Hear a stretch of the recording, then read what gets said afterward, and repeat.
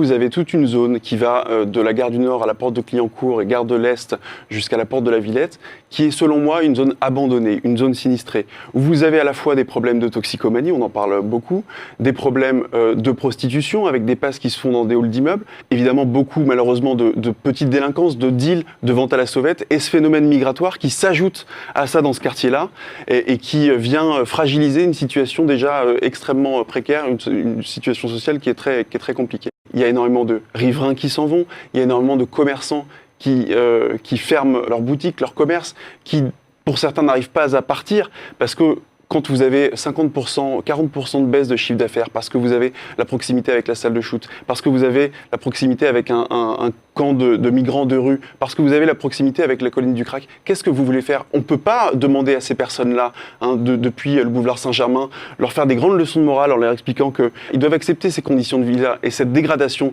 de leurs conditions de vie pour leurs enfants, pour leur famille, pour leurs proches.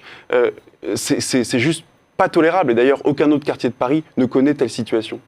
Aujourd'hui, alors fort heureusement, grâce peut-être à l'échéance municipale qui arrive l'année prochaine, on est à 1 an des municipales, tout le monde semble s'occuper, donner une once de considération. Des sénateurs vont d'ailleurs se rendre sur place, des sénateurs de gauche et écologistes vont se rendre sur place la semaine prochaine. Mais où étaient-ils pendant 5 ans? Moi, c'est ça que je demande. Pendant 5 ans, j'ai alerté sur cette situation-là. J'ai fait des propositions. Qu'est-ce qu'on m'a expliqué pendant 5 ans? D'abord, on m'a ignoré, puis on m'a méprisé, puis on m'a brocardé en expliquant que j'étais certainement un dangereux fasciste qui voulait stigmatiser. C'est ce quartier que j'aime tant et que j'aborde sur mon pull aujourd'hui. Donc voilà, quand on fait des propositions pendant 5 ans, on est ignoré. Et aujourd'hui, les riverains, vous savez, ils sont pas dupes. Ils sont loin d'être dupes. Ils savent très bien qu'il y a des élections qui arrivent. Ils savent très bien qu'est-ce qui a été fait et surtout qu'est-ce qui n'a pas été fait pour eux. Et je pense qu'ils le feront payer certainement aux prochaines élections. À l'été 2014, nous avons eu les premières installations de migrants dans le quartier de la Chapelle. Dans un premier temps, la ville de Paris et Madame Hidalgo a d'abord ignoré le phénomène avant de l'instrumentaliser, et c'est ça que je lui reproche. C'est-à-dire qu'elle l'a instrumentalisé d'abord pour s'ériger en une sorte de passionnariat de l'accueil migratoire en France et à Paris particulièrement, alors que Paris n'en avait pas les moyens. Et puis ensuite, elle l'instrumentalise, comme c'est le cas cette semaine, dans un bras de fer avec le gouvernement, dans une confrontation, et malheureusement, ce sont les riverains et les migrants eux-mêmes qui sont les premières victimes de cette confrontation, puisque pour l'instant, il n'y a pas de solution.